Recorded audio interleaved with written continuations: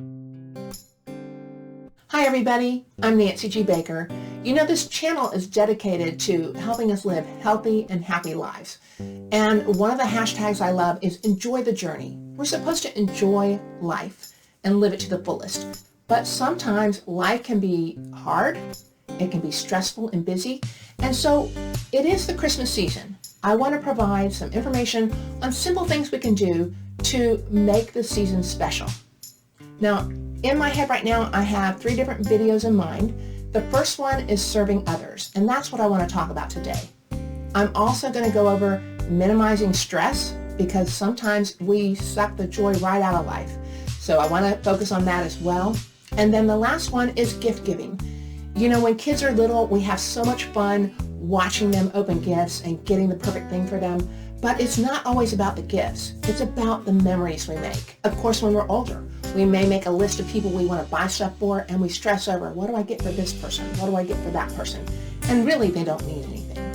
So I do have something fun our family does. I can't wait to share that one. But I want to focus on how I started this season. So I started out the season making the list of the people in my life and figuring out what I need to do for each one. Now, there's one lady in particular that has been like a second mom to me. So let me give you a little background. My mom died 20 years ago this Christmas, and a year later my dad died. For the last 19 years, there was a couple that kind of adopted me, so Thanksgiving, Christmas, they just were like a second set of parents. Now, he died a few years ago, but this is the first year that the lady has been in a retirement home. She's not in her house, and I just wanted to do something to make Christmas special. There are difficult seasons of life where we just want the holidays to be over. So I thought, what can I do to make it special for her? So I did think back to last year. One of my best friends from high school shared these Advent ornaments that you can make. It was a PDF file, and it had different names of God on it. So I'm going to show you what I did. They're just a little PDF. So this one, so this is one of the ornaments, and each day there's a different one. I put this together and I got a small tree for her, put it up, and we started December 1st. But this by itself is kind of simple. I wanted to do something else.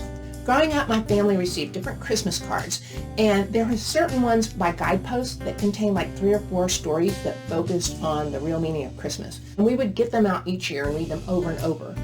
Now, my sister had some favorites. I did as well. And when we got older, we talked about splitting them up and sharing that way. When I thought about that, I was going to lose half of the stories. So I offered to type them up.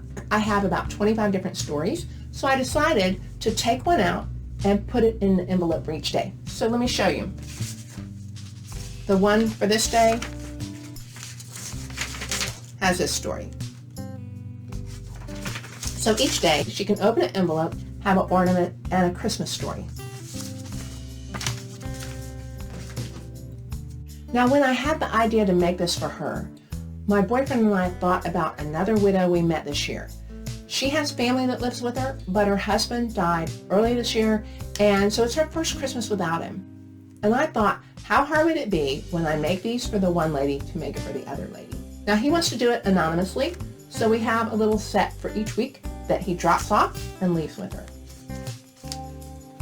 The last thing I want to show you, there are goodie bags we made for the people that work at the retirement home where a friend is. Now, there's nothing really special in here, just some little things.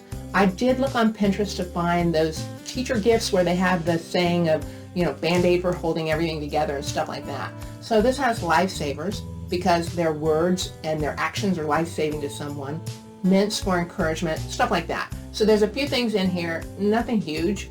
It is the thought that counts. This way they have something where they know they're appreciated, and there is a card that has information on there.